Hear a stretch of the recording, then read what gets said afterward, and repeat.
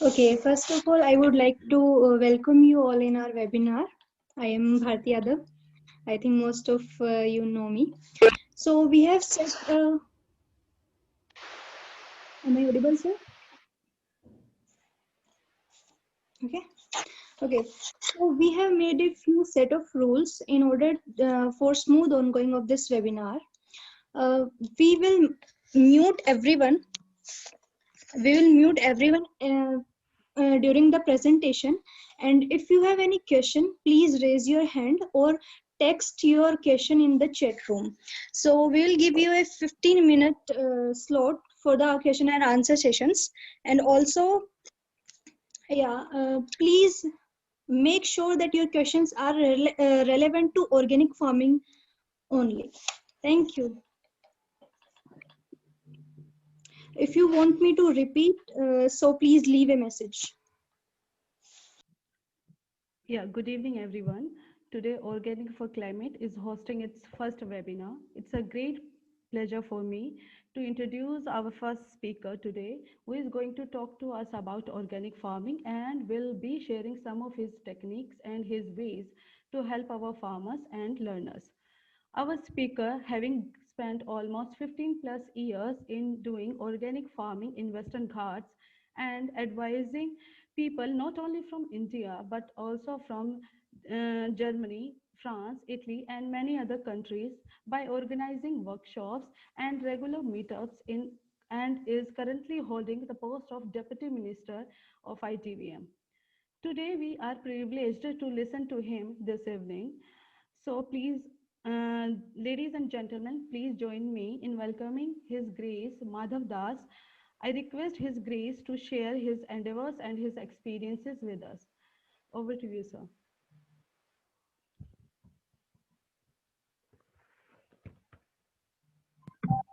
Good evening, and thank you for inviting me for this program. I'm happy to be a part of this. Not that I have any great experience of doing anything, but yeah, I did move from being a typical city brat to going to a village or a remote part of Karnataka from Mumbai to live in the hills of the Shayadri, and to live without electricity, and to live without build houses, etc., without cement, to live without modern amenities, even running tap water, to see what we can do with it. And over the years, we have been able to build, at least learn to build houses in mud, and also help other people build houses in mud, and rediscover for ourselves and also for others how to build again with lime and sand, etc., which is quite a learning, because it is a much more stabler and a much more long-lasting construction material, and less environmentally damaging and localized construction material than that of what we have normally, cement and other things like that.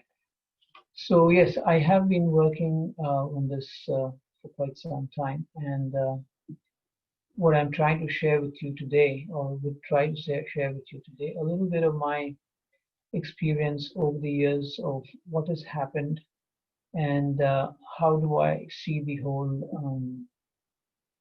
situation concerning, because especially we are living in some of the most poorest, amongst some of the poorest villages of India.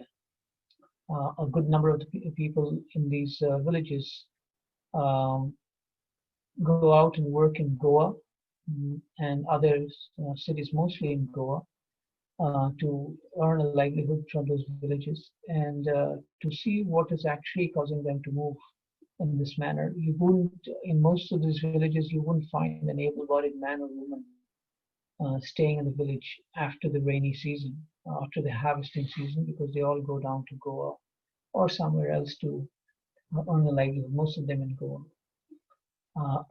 And they do simple works and just labor works, or basically work in hotels, etc. So my experience with all these, and then because we have seen so much failure, so much uh, struggle amongst these people, it has led us to think more and more what is the cause of it. And so what we have found out in this last few years, I'll just try to present in my slides that I'll give. I'll just share uh, my screen with you.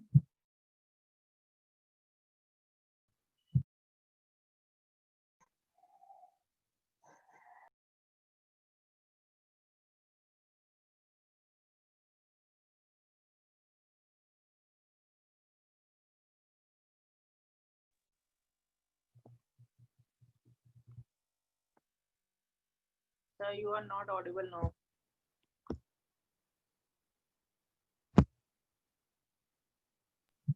Okay, Yes, now. right. Is my close this. So I'm just trying to tell you how a transition is, because in these villages we are seeing people struggling with diseases, struggling to keep their animals healthy, and basically a lot of old age problems which are there. And previously, something that was not seen very easily is being seen today. We see a lot of coming of the ambulances to take people to hospital. So anyway, let me go to what we have started. So we have to change the paradigm, transition to pharmacology. And my pharmacology starts with an F because it has got to do with farming. So let's come back to what we've just seen in the recent past is that a pandemic which has driven back. I mean, these people who have lived in these villages have gone to the cities like Goa, etc., to make an eke out of living. But because of the pandemic, a lot of them have gone back to the villages again. I'm right now currently being held up in Assam because of some reasons, family reasons. Here, at least, I think 90 to 20 lakh people have returned from different parts of India. But all these people who have come back to their villages or their hometowns or wherever it is, are here in the cities, but they're all looking for an opportunity to get back as soon as possible. Why? Why are they not going to stay in the villages? Because the villages are failing. And where are we failing in the villages? I'm very happy to have seen your what do you call it? Your prospectus that you have sent to me about your organization. And this is where I would like to start, is that since all of you are aware of organic farming, etc., I'm just bringing another perspective to organic farming. And this is in February. I just happened to come to a room and I found this magazine lying there. And as usual, just picked it up to read. It's supposed to be a kind of a travel magazine, but this is what the editor had written on this magazine.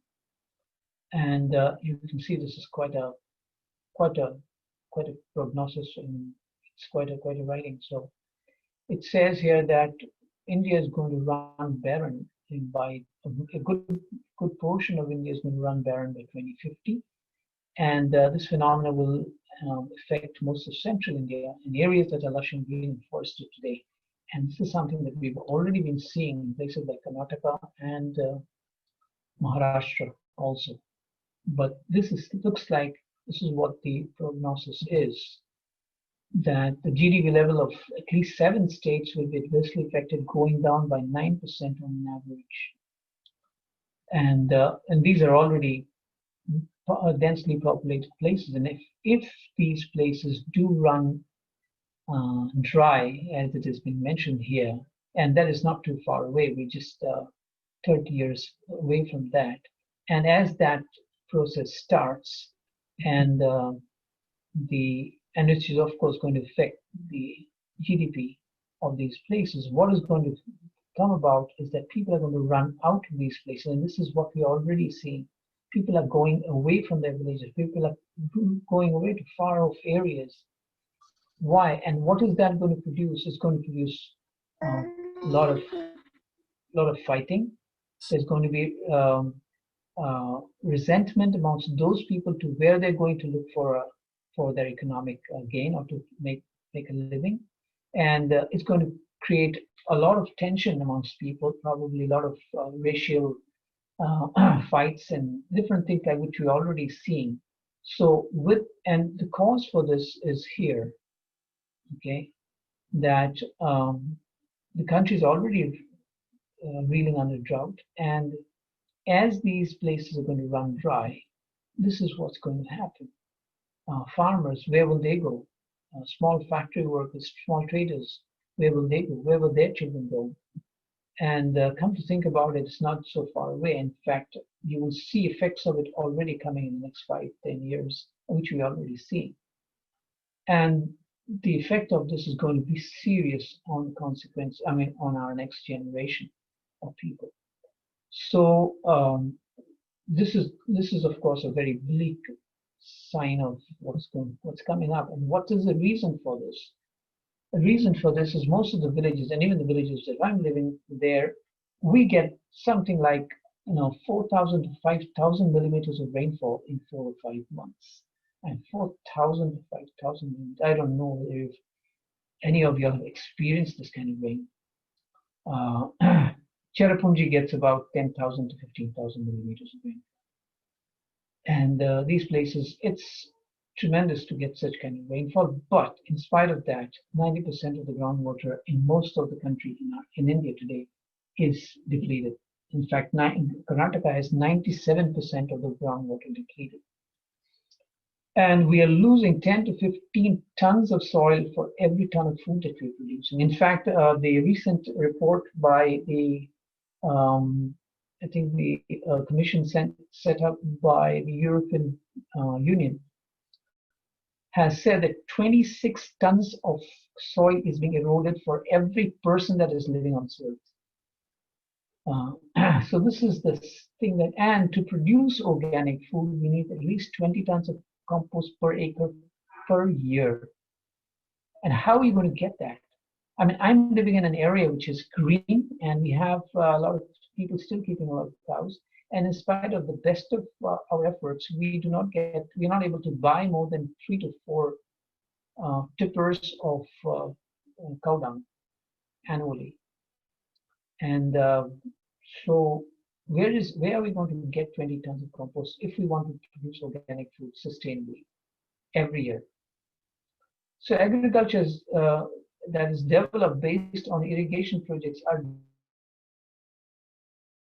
doomed to the day that they have started, because irrigation is again based on the water input that comes in from the river and the catchment areas. If the rainfall is erratic, then all these irrigation projects get, and sometimes irrigation projects are also doing the opposite. They are causing salination, they're getting waterlogged, and a lot of other things like that. So, and agriculture, and it all again depends on a technology which is not being fully tested. How long will these dams work? How long will these structures actually stay? And another factor that is working against us is that the food density in the nutrient density in our food is going down. As it was said before, an apple a day keeps the doctor away, but today the apple has only 20% of the nutrients that it had 50 years ago. So, just coming to the next part of it, just to bring about a change in the what our Upanishads or what our traditions have said, that food is connected to our existence, and which is something that modern science is also coming up with. Is that food is connected to our existence, it is connected to our memory, it is connected to the ability to think. I mean, the whole human genome, or the gut biome research has shown that this is what it is. This is how things are connected today. Food is connected to our existence, and to the memory that we have, the ability to think, the path to liberation, and all those combined together lead to a higher consciousness. And in fact, if food is substandard, if the other side of the story is that if our food is substandard, then our existence, our memory, our ability to think, and eventually our society's spirituality will also be substandard. And there are no parts in this existence. Everything is connected to the other. But the problem is that we have grown up in an era of reductionism. And because reductionism actually, what do you call it?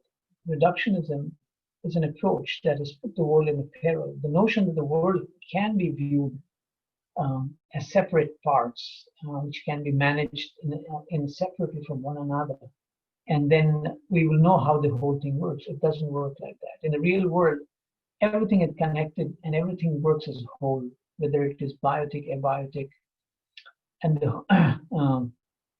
and it cannot be understood. The whole cannot be understood by the study or the management of any aspect in isolation. Each part is connected to the other. So, but our reductionistic approach has led us to believe that if we can just work on one aspect of it, the whole thing will, we can manage the whole thing. No, this is the biggest problem that I'm facing while I'm working with people who have been working in the farms, is that they are not understanding that farming is not technology. Farming is not putting seeds in the soil. Farming is biology. Farming is life. If life is not there on the soil, life is not there in the seeds that you're giving in the environment, then the whole thing will just fade. I mean, it will fail. It has to fail. Let me give you an example. If I tell you that you 1 month in a year, your house will be completely closed down and you cannot move out of it, then what will happen to you? In 1 year, for 1 month in a year, your house will not provide you water, will not provide you food, and you cannot move out of your house. This is what is happening to most of our ecology, the trees, the plants, etc.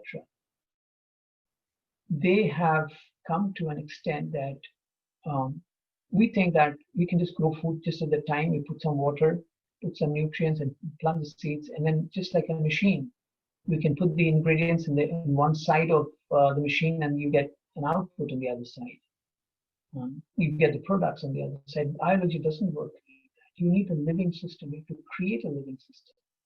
And living system means there is a whole lot of interaction, there's a whole lot of life that is going on. And why is that life required? And if you don't understand the biology, and we have failed in our biology, so will our spirituality fail. I mean, we will not understand that we are all spirits that have to deal with one another. We are people that we have to deal. We will start dealing with one another in a very mechanical way, not understanding that we have to deal with each other as also living beings. So we have become, from biology, we have gone to technology, and technology is only loving things, it's not loving life. And because of which, because we fail to understand that producing food, and food is so important. In the Bhagavad Gita, Krishna says, Annat bhavanti bhutani, that all living entities live on food. Doesn't require Bhagavad Gita to tell you this. Anyone with a common sense knows this. So, why has the leadership failed to understand this simple thing? Because let's come to see how the leadership has failed. In the last 70 years, about 40% of the arable land in the world has been abandoned. And we are opening up newer and newer land, or intensifying our agriculture, which is bringing such degradation to this whole world. It's making land and land usage too steep and too difficult to actually produce food anymore. People are 40% of the arable land. It's massive. And most of the money from the agriculture production is going to the purchases of external inputs in terms of machinery. And even if you replace all this with organic inputs, which is good, I'm not saying it's bad, but we have to see that we just cannot shift from one to the other. We have to change the whole system that we think. Uh, just about thinking organically definitely is a great job that we have to do, but it also will need additional thinking, which is why I'm trying to present this, is that let's see the land use in our country, actually in the whole world, the amount of arable land that is available is the highest in India, believe it or not. Even more than United States, even more than Russia, even more than China. And India is, despite of having the highest amount of arable land, we are desertifying our country. Large tracts of land in Maharashtra, Andhra Pradesh, Telangana, and Karnataka, and Madhya Pradesh to some degree, large parts are becoming desertified, or they're becoming incapable of producing food because they're exhausted. We all know this, since you are all into organic farming, you know this. So what is it that actually balances this whole ecosystem? Any ecosystem has to have a kind of, what do you call it, center of gravity. If a car doesn't have a center of gravity, is moving, then what happens in that car? Anything, even our center of gravity moves off. Then we fall over, it topples over, it breaks down, it fails. So in any ecosystem that is there, we have these four things that if we do not understand, then it is going to fail. The first thing is, farming means we are in the business of harvesting solar energy. It is the flow of the sun's energy that creates food. It creates the abundance in this world. It creates the fibers. Farms are not. Anyway, let me come back to the issue now, which probably, I get a lot of opposite. People actually don't like to be told this, but it's a fact that farms do not produce profits. Farms cannot produce profits. Farms can produce food. It can produce fiber. It can produce timber. It can produce flowers. It can produce fuel for you, but it cannot produce fibers. It cannot produce profits for you. That is how you manage. That is our system. That is not nature's system. Nature is a flow of energy. Is how much sun's energy you can trap on the land that you have. The land that you have, X amount of land, so many square meters of land, that is your solar energy trapping area. And how much have you actually utilized it? That is what your efficiency of your land is as a farmer. When I'm using my land to trap every bit of energy, this energy that falls on my land at different levels, at different intensities. Some plants take the highest intensity, some plants take the lower intensity of sunlight, and they all convert all of that into energy. And that is what produces food. And to produce that variety of food that we need the diversity of flora and fauna. It is the leaves, the diversity of plants that will actually harvest all this for us. And this diversity is not just on the top of the soil, it is also below the soil. And these things cannot survive without the other. We cannot survive without the microorganisms recycling things. Like, let me show you this now. We all love growth, but the growth in the cycle of life has to be, balanced, or it has to be fed with death and decay. Only when death and decay are added to the system, death and decay properly takes place, then it gives rise to growth. Life is a cycle. We have to have whatever dies has to decay, and we have to give it back. So when we are farming the nutrients of the soil. We can take out, say, in 1 acre of land, I suppose I take out a ton of rice and maybe another three tons of straw from it. But what have I taken out? I've taken out nutrients from the soil. I go and sell it out in the market, I get money, but the soil that I have is becoming nutrient deficient. If the nutrient cycle is not going to be put back, then it is going to be deficient. So if in a nutrient deficient system, how is a farmer going to make profits? You cannot make profits if you're only taking out money from your account and not putting things back. If you put more money back into your account, then you are rich. If you're putting back less, you're taking out more and putting back in less, then obviously you become poorer. So this is why the farms are failing all over the world.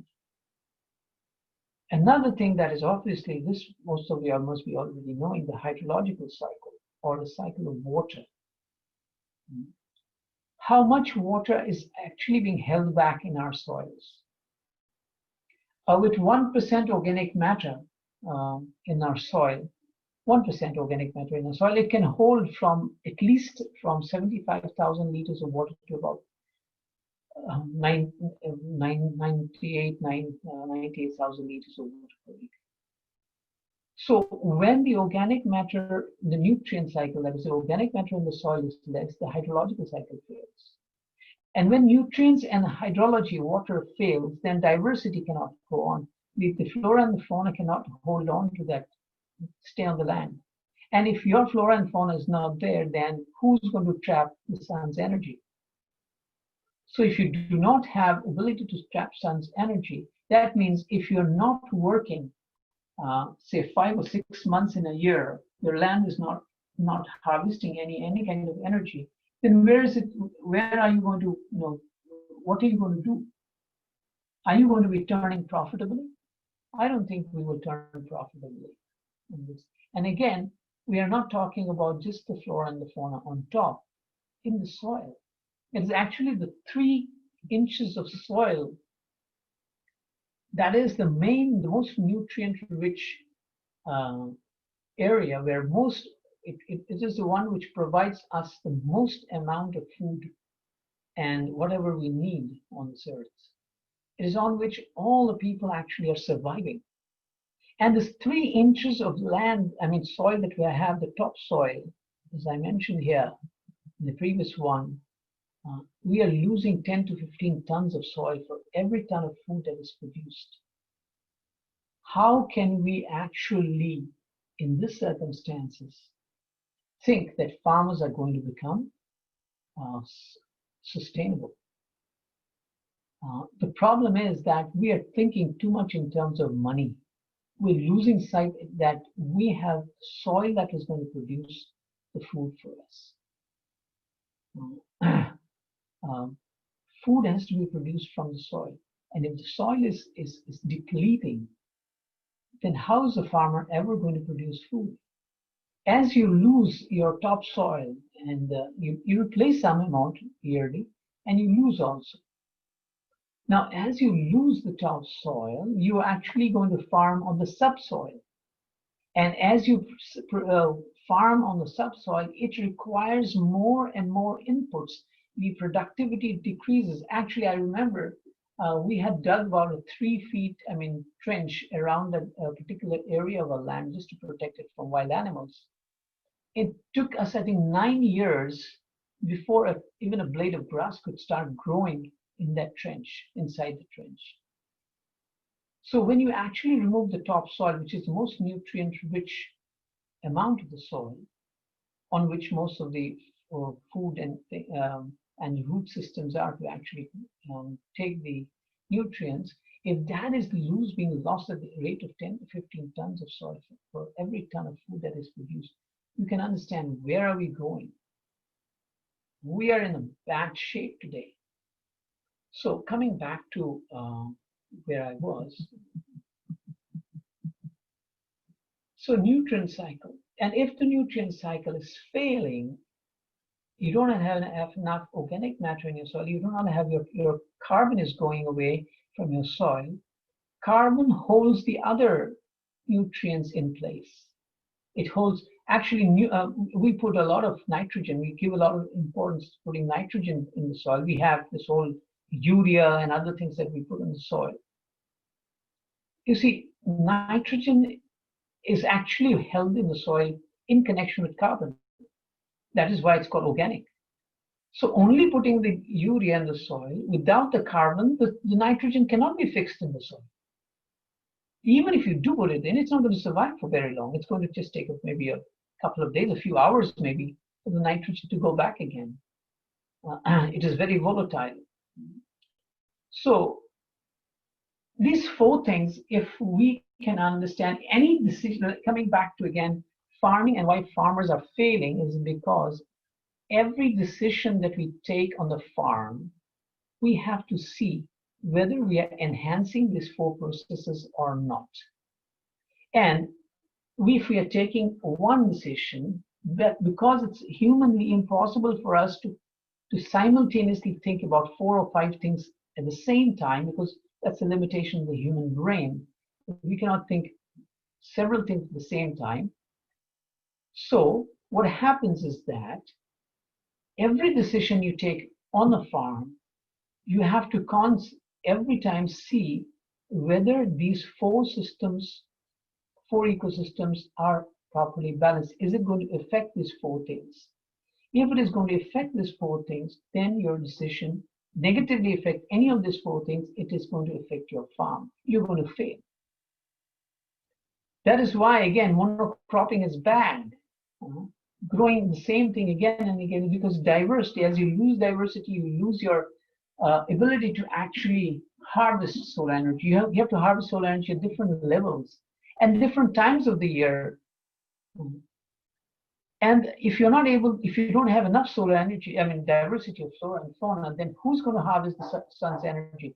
If between one plant and another plant you have even 3 inches gap, you are actually misusing, not utilizing the 3 inches gap between 2 plants, which is actually loss of the sun's energy. So anyway, coming back to the point is the farm is not for harvesting money. It cannot produce money for you. It cannot harvest money for you. It can harvest the sun's energy for us.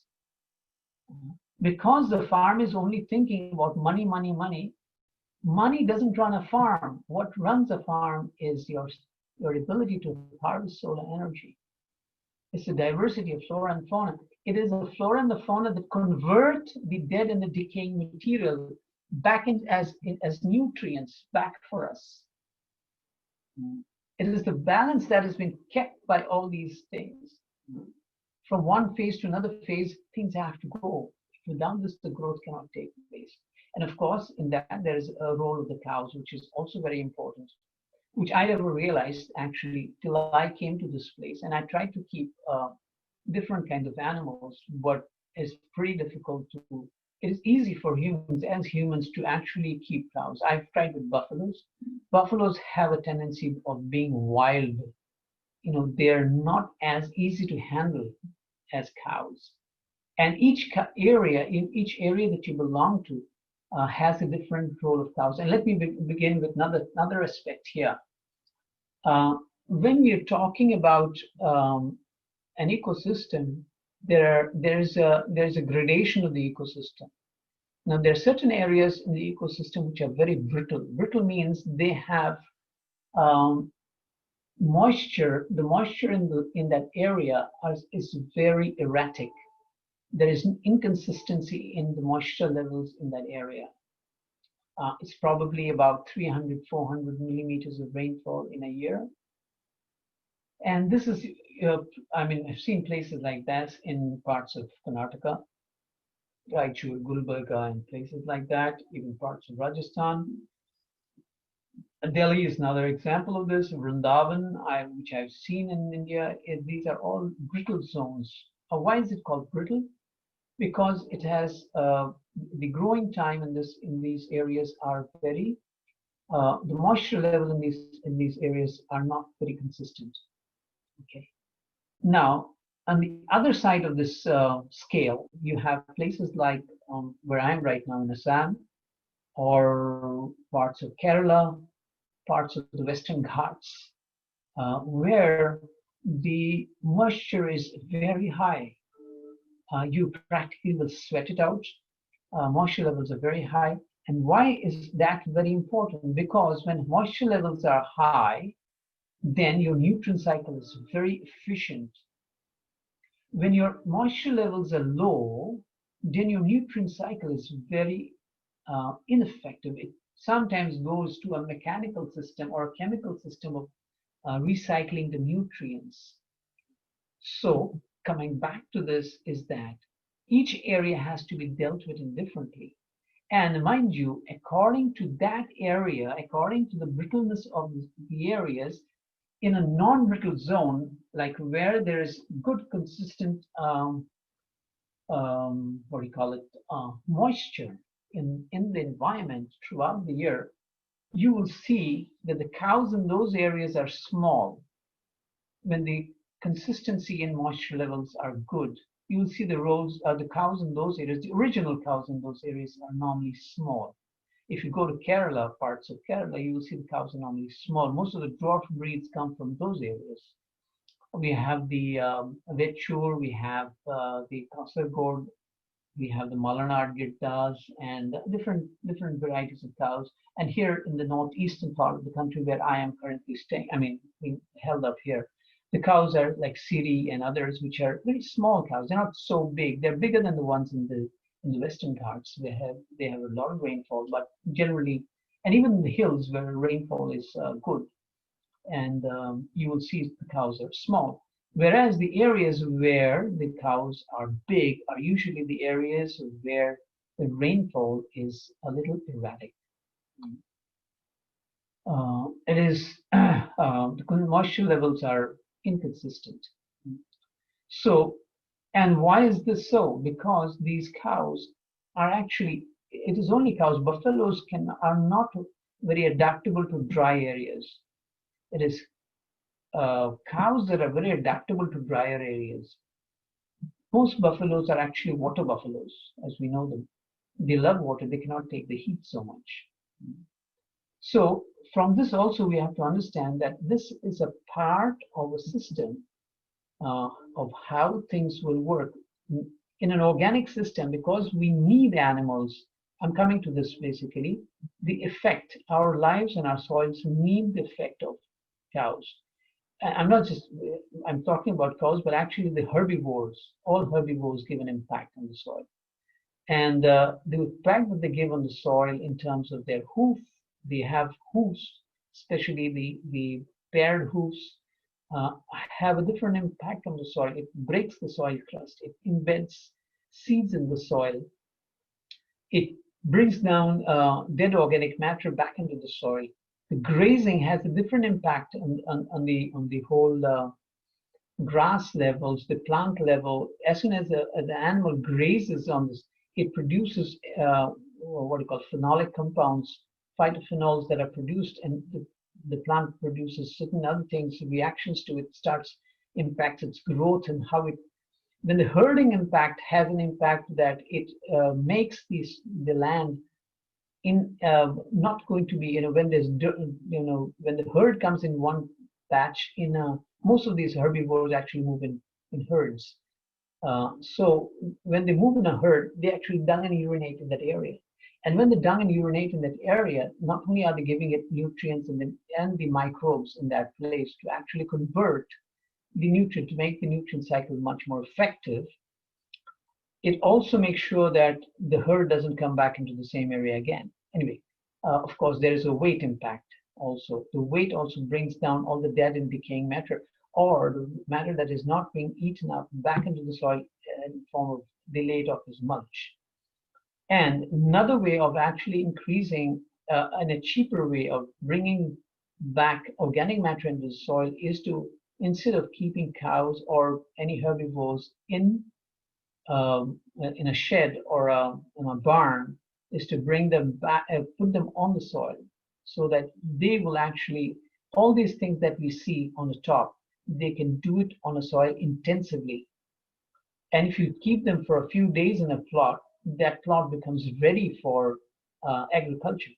It's a much cheaper way of bringing.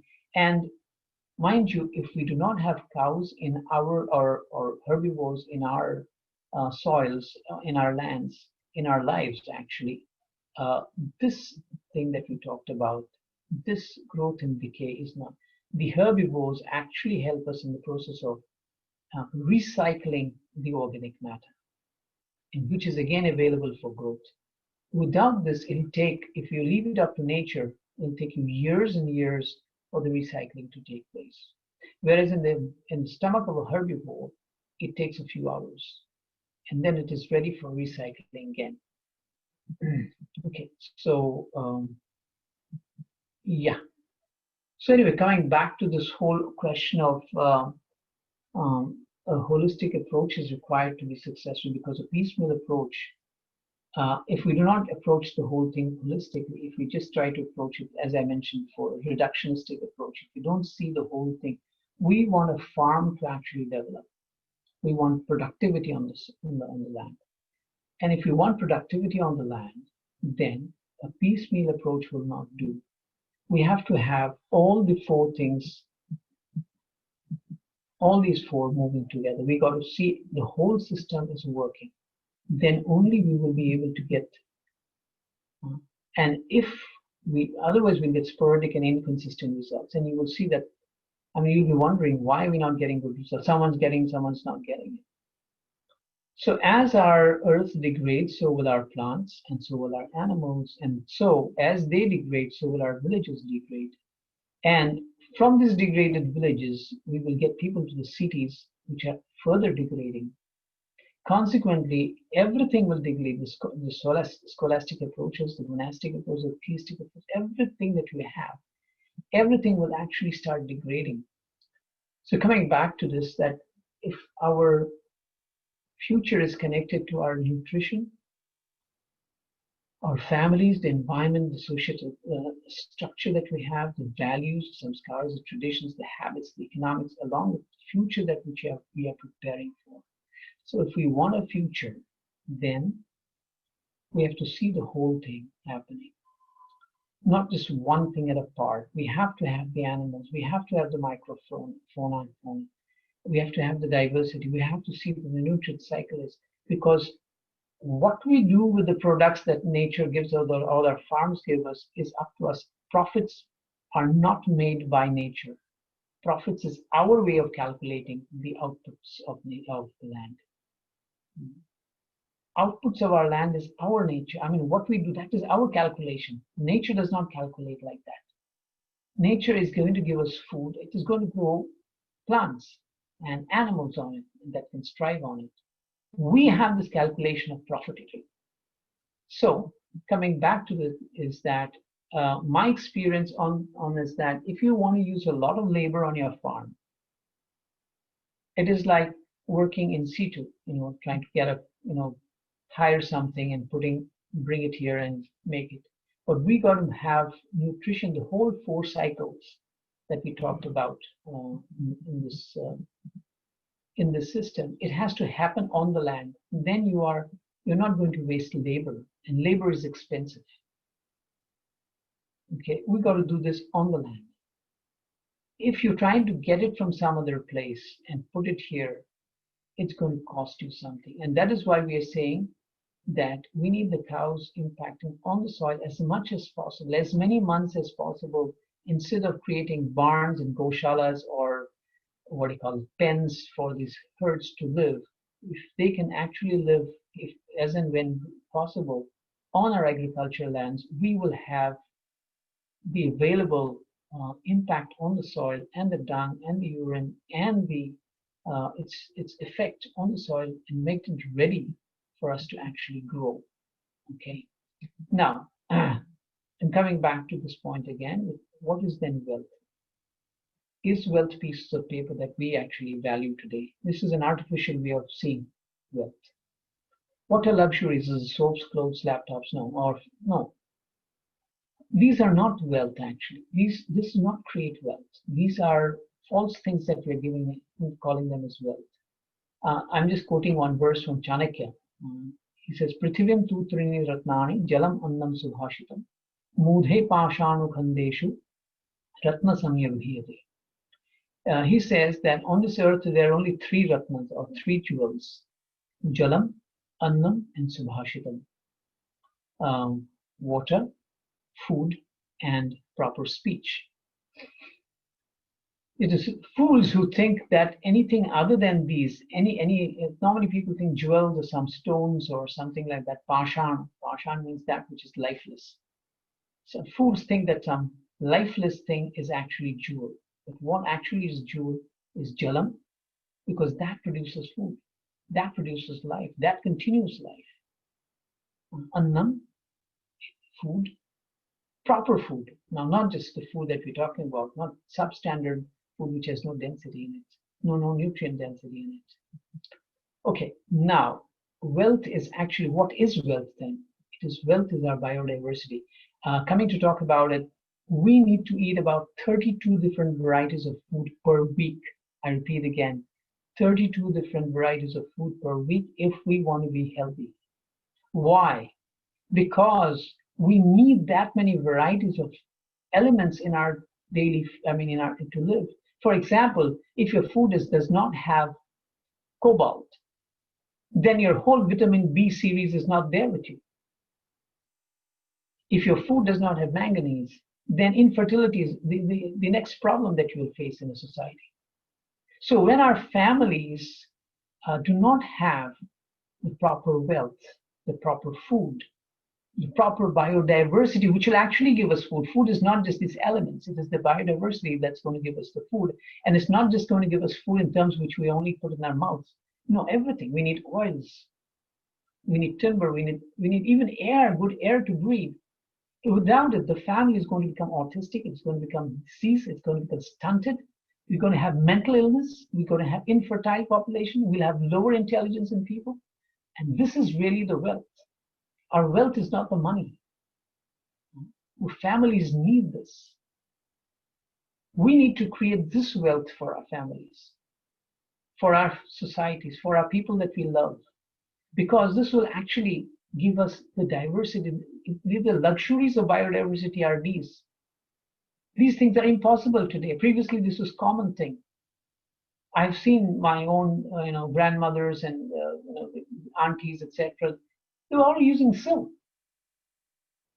Today, you can't imagine how many people will actually use silk. Sandalwood is, you can't think about it. Oguru is such a wonderful thing. You cannot get today. And oguru, mind you, it is not a product of only a plant. It's a combination of fungus and a plant. When a fungus affects a particular plant and its bark, you get oguru, the scent of oguru. And it's so expensive today. Where is teak? Where is wood? Where are the good, furniture, the houses? No, you're building houses with cement today. They will only last 40 to 50 years. My lime houses will last me hundreds of years, whereas the cement houses will only last you 40, 50, 60 years. So with the biodiversity, you get a much luxurious life. You get nutrients, you get water. It is a diversity, the greenery that actually holds your water in your soil. And more than that, it gives you free time to pursue arts, music, literature, instead of simply running for money, money, money, and basic survival techniques. Okay? Coming back again, what are luxuries? Luxury is foods that not just feed, but fills your bellies, but heals, expands your mental and spiritual abilities. It expands your creativity because you have time for all that. You're not struggling to survive with bare food just to kind of, hand-to-mouth existence. It gives you the time and the ability to go. Your brain develops. Philosophy, immunity comes. You don't get sick, so it expands love. Because you have time. Now people don't have time to love people. We don't have time. We don't have the ability. And until unless we don't create a loving environment where we love, we are actually producing food, not by, love. We're producing food by actual exploitation. Okay, so love is the healing, the enriching, the immortality that it takes you to. It is a stress-free environment. Stress produces stress. I'll end with this, is that our food today is a product of exploitation. It's not a product of love. It's a product of selfishness. It is a product of cheating. We label them wrongly. We put chemicals in them. It's made by pain. It's made by killing. We've used so much, weedicides and pesticides to produce the food. That is not food. It is not capable of giving you, it is not produced with love.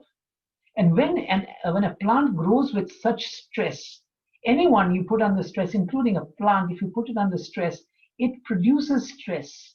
It produces that stressful state situation. It does not grow the natural way it does. It does not put in the effort to grow the right kind of stuff. It doesn't put on the lipids, the proteins, as it should do in a natural and a good environment. So when you eat that food, you are eating a stressed food. When you're eating that stressed food, which is full of deprivation, disease, crime, cheating, you also get that. You become fearful. You become deprived. You become diseased. You also create crime because the food that you're producing is eaten is also produced from crime. It's killing.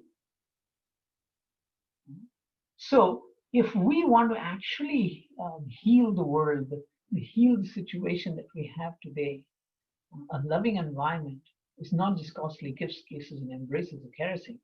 Love is healing. It's the enriching effect.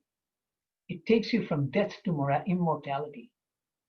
It takes you from a stressed area to a stress-free, creative, open-mindedness. So it all starts when we start dealing with the soil. And the soil is where all of this starts. The soil is where we all connect. Life and death are connected in the soil. If we want something to grow, then we have to understand death and growth are both in the soil. This balance is what is going to produce good variety, good quality of life for us. It's almost time. I will end here for now. Are there any questions, comments, or any corrections that I'm not a very, what do you call it, I'm basically living in the forest, so I'm just using this technology just for the last few months. I don't know if I've been able to put things together. Thank you for tolerating me. Thank you very much, sir, for this informative presentation. It was a lot of information we got and got a feeling how what we are doing with our nature. And now the floor is open for the question. Everybody can ask the question one by one.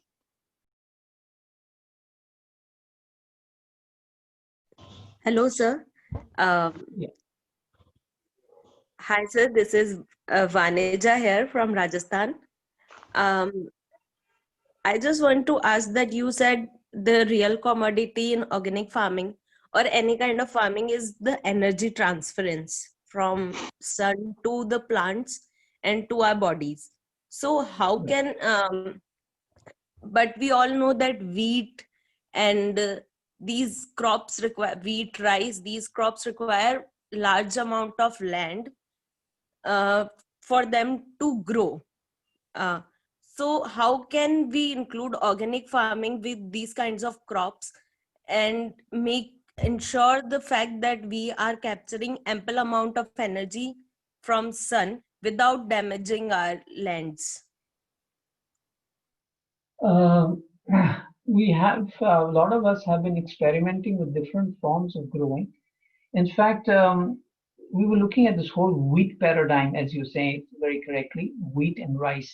This is a paradigm that has shifted. At the time of India's independence, wheat only took about 10% of our total production of what we were producing. Places like Rajasthan and Punjab, etc., the traditional food in those areas were basically jawar, bajra, and other millets. Yes. But because of this whole, I would say the whole bakery and kind of these items that have come in, we have moved to a thing of growing a lot of wheat. And this has actually caused a lot of problem for us because we have less organic matter for us. And we also prefer shorter varieties of wheat today and also rice. Whereas previously we did produce an ample amount of straw from the same piece of land. Whereas today the emphasis is only on growing of the grain. And the grain is not only thing that we need, the animals also have to be there. Otherwise, where are you going to get that kind of organic matter? We need 20 tons of compost per acre. Where are we going to Yeah. get all that from? So this is a problem, that when we look for profits and only one thing, the grain, we are not looking at the whole holistic requirement that we have.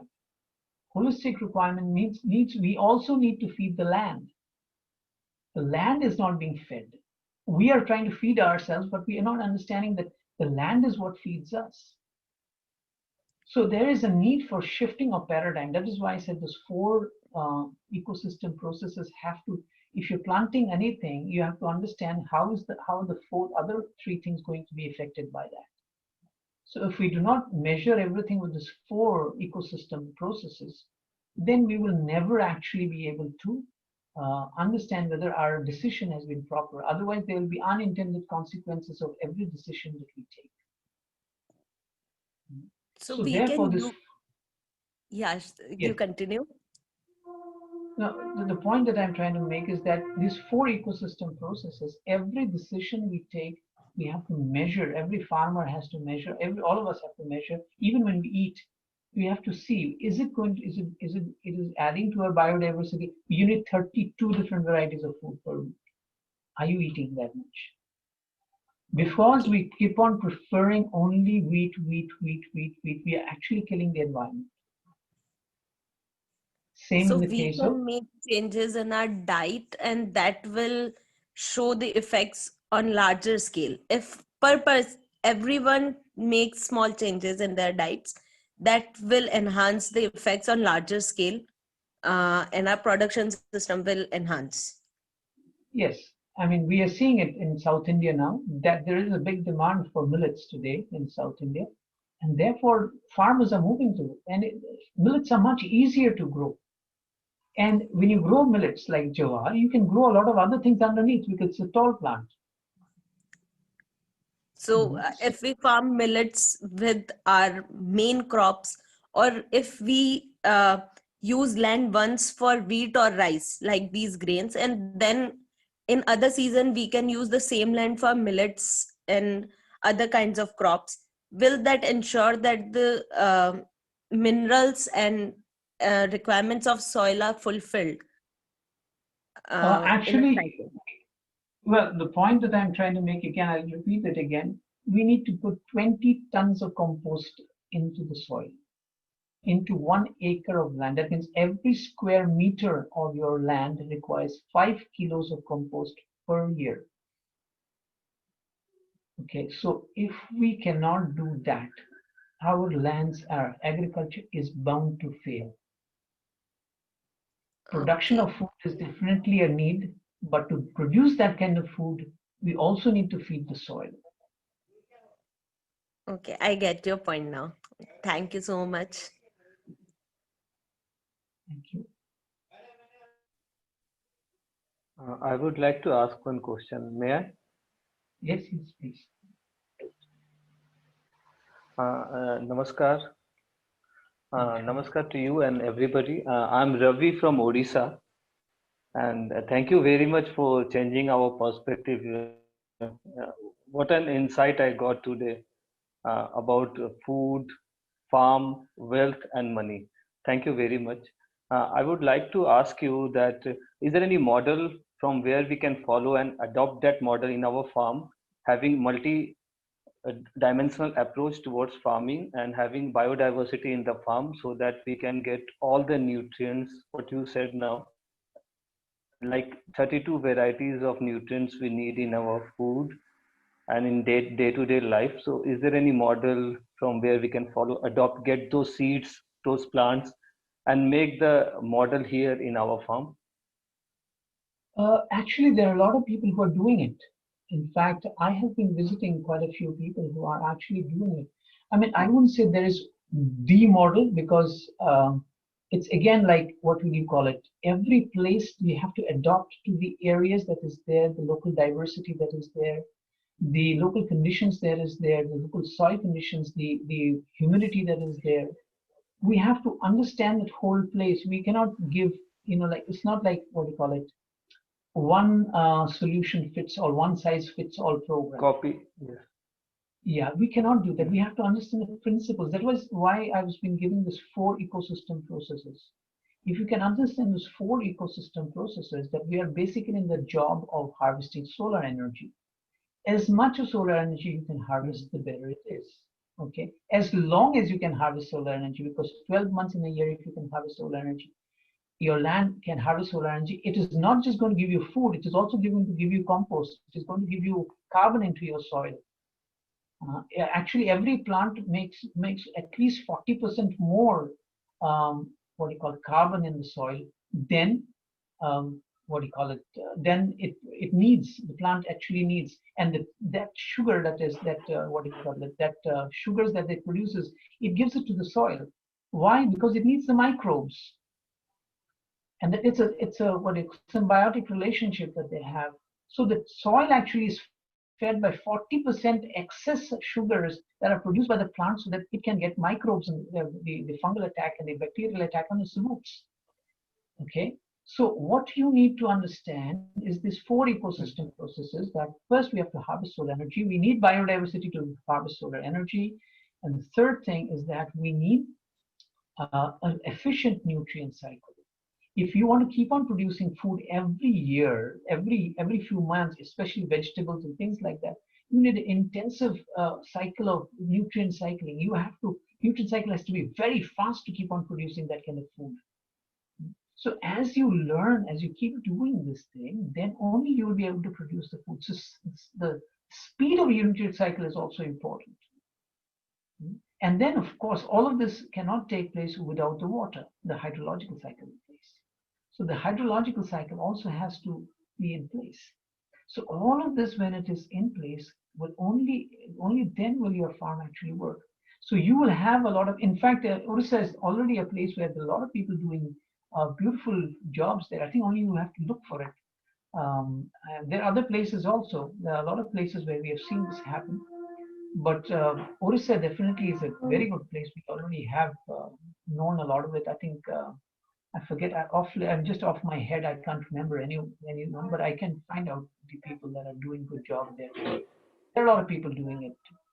There's Green Foundation in Bangalore. There is Navadanya working different places. A lot of people are doing. There is, I think, sustainable agriculture in Hyderabad. They're doing a lot. Then there's Deccan Development Society in Hyderabad doing very good work. A lot of people are doing work in these areas. So, and I would also is there suggest any literature which we can follow? Because yes, yeah, these 2 books at least I will tell you to read, anyone, because these are the basic foundational books for everyone to do. If you have already read it, then it's well and good. But if you haven't, please try to read the One Straw Revolution by Masanobu Fukuoka and Sir Albert Howard's An Agricultural Testament. These 2 books are definitely for everyone to read to start off with. And there are many more. I mean, you just start with them and you'll find a whole list of them coming gradually one by one. Then also, yeah, and there's Thank you very also much. what do you call it? In Goa, there is a good bookstore which has a lot of good books on this. I think they have an online bookstore also. It's called Other India Book Press or Bookstore. They have an online store also. They have a lot of books there. Check that out. Okay, thank you. Hello. Yes. May I ask a question? Yes, please. Hello, good evening, sir. Yeah. Good evening, sir. I'm Tejpal from Gurugram. Yes. And thanks for your valuable presentation to us. I have just one question that, as you told us about that, like example, nature gives lots of us, like in the form of natural resources. And as we know about that, the quality of life is totally depends on the quality of the natural resources. So the simultaneously, I want to add, or I want to ask one of the question that how we can develop or how we can grow like the medicinal plants. Whenever we talk about the forest as a resource, So how we can like implement the activity of particular that type of medicinal plant in like we can say a very restricted area. The example we talk about in Rajasthan. So some kind of the specific natural products or the medicinal plants, suppose we want to grow as a like in the agro farming. So how can we develop as well as to maintain their nutrients value also? Yeah, you see, the basic, as I told you, the four what do you call ecosystem processes. And your plant is a medicinal plant, has some medicinal variety qualities in it. These medicinal qualities, just like the rice has an ability to feed and give you sufficient energy, it's food for you. It is also a kind of something that heals you. Similarly, an oshadhi or a medicinal plant will also need to have sufficient good environment to give you actually good nutrition. I mean, good medicinal qualities. So the soil, it cannot happen if the soil is poor. There is the hydrological cycle is bad, or and of course medicinal plants even gives us more importance that we need to have a better biodiversity. It's the diversity that gives us medicines and all these things. In fact, it's such a bad, I mean, such sad to hear I think every second, I think, or every yeah, I think every second or so, I forget how many, at least in a day, I think we're losing at least a few species of life every day. I'm forgetting the thing. I think one species every 20 minutes. So we will lose all of this, but we need to create that environment. If your soil is deficient, if your nutrient cycle is poor, nothing will grow in these areas.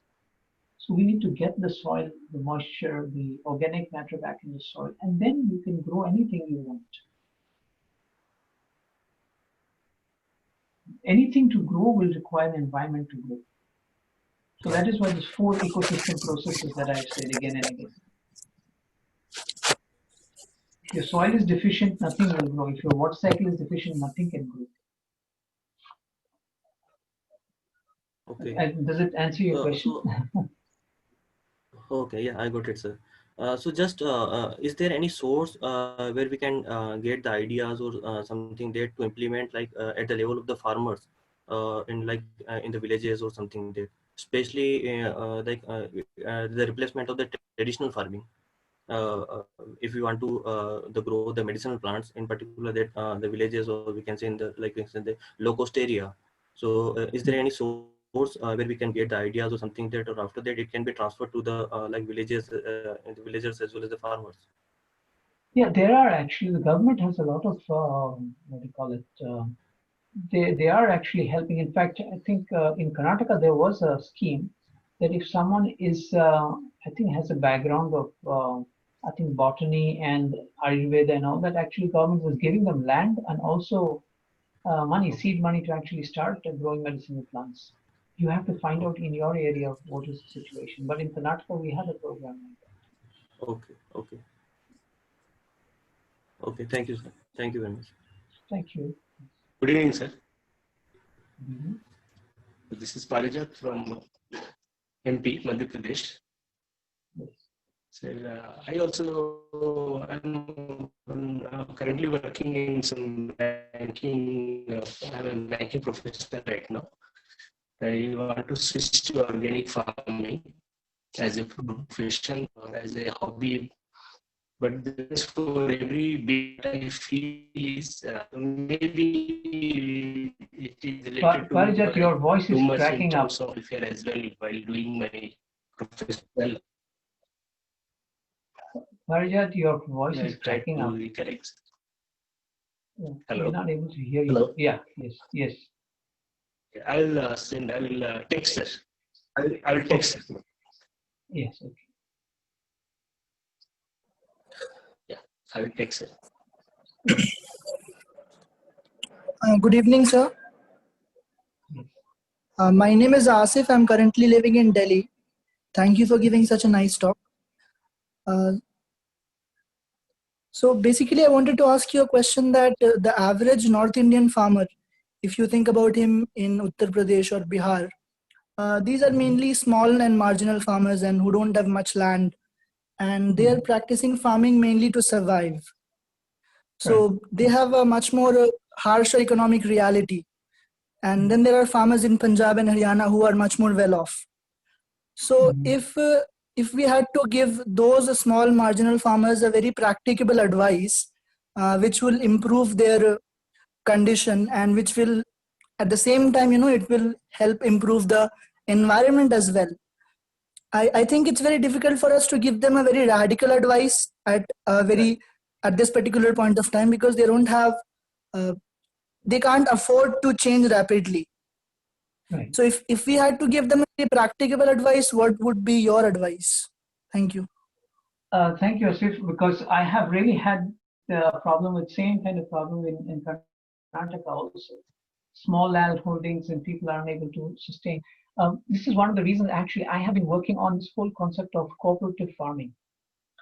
Cooperative farming is a very important aspect which you all should all, because since you all are so educated and from such nice backgrounds, we need to find a way. Government has made enough arrangements and given us enough situations, laws in the government to actually create these cooperative farms.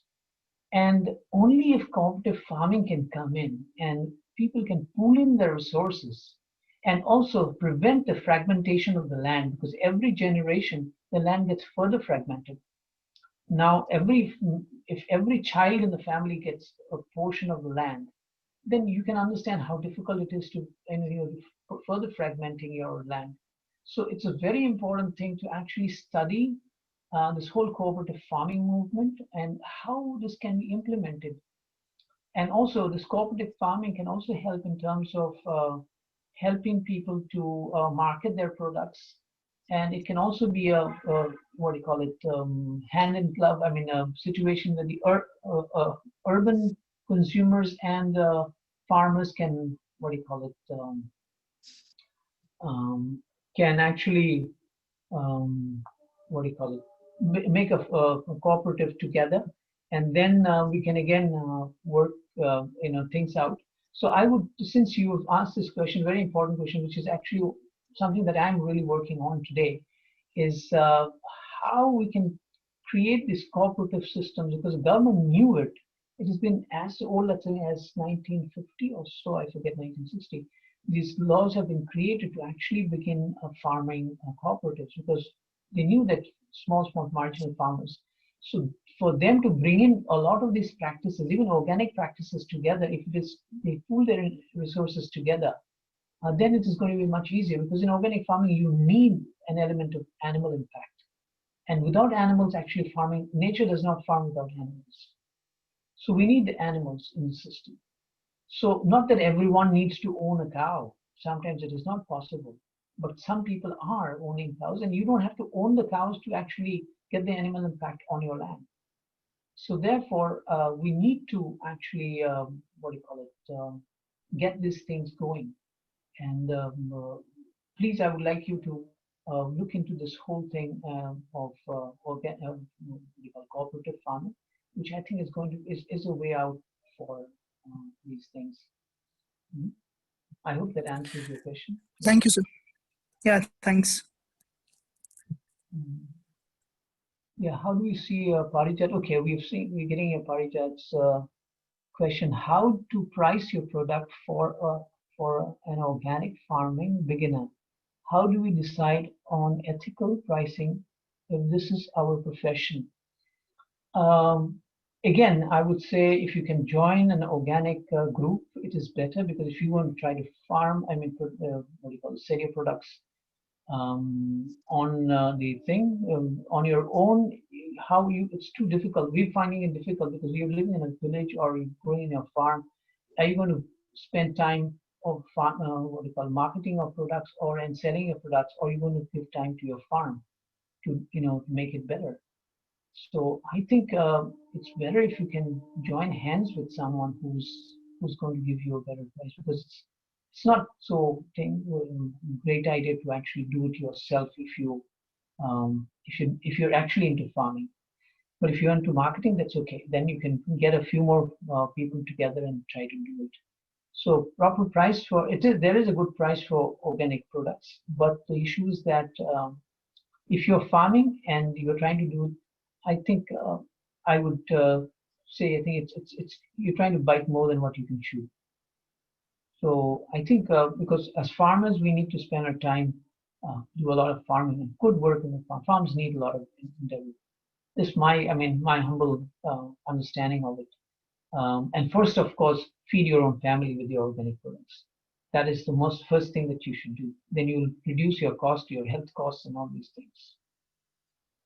Okay, there's one more question here by Vignesh. Should I read it? For the people living in? Oh, I'm sorry, it went off. Yeah. For people living in urban places who don't have access to land, what is your take on terrace farming, vertical farming, hydroponics? Oh, why not do it? Yeah, why not? We should do it. Every space that is usable, we should get into the culture of growing, because this is we are just going to the culture of buying. So why not into a culture of growing? Definitely, at least you do something, you grow something, and so simply buying products from the market and kill ourselves. Very good. I think you should. I'm all for it, definitely. But it's of course not. It cannot replace what we grow on the land. Okay, how to get traditional seeds, because nowadays there are so many hybrids and GMO seeds flooded in the market. There are organizations, a good organization, Navadanya is a very good one of them. Then we have, I think, Green Foundation in Bangalore. There are seed farmers everywhere. Please look for them. I think you should be able to get it. I know that in Karnataka we have, and in other places also we have. You just need to get to the organic farmers and start looking around for it. I think you can get it. And anyway, by the way, don't get too finicky about getting only what do you call it, traditional seeds, etc. Research is showing that even if you get seeds which are commercially available and you grow them organically, and you also have enough what you call them organic matter in your soil, in your soil has that. So it will the seed over 3 or 4 generations will become pretty good. It'll get its own character back. And this is also our experience from genetics, that they don't really change so much, but it does, it gets the qualities, and they get infected by the good bacteria and fungus, even in the seed level. So don't get too much finicky about if you don't get traditional seeds.